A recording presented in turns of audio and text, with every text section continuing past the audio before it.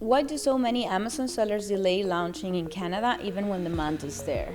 Canada is actually one of the largest cross-border expansion opportunities for Amazon seller, and Forsket has been Amazon Canada global selling partner last 3 years. And the Canadian e-commerce market generates almost $80 billion annually, and Amazon is the leading marketplace in the country, and they're investing so much money to faster deliveries and better fulfillment centers. The biggest fear isn't demand, it's compliances.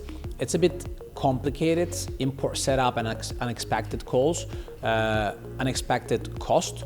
And sellers worry that getting stuck with the duties and tax, the shipments can be held at the border, which can delay launch and then hurt their margins.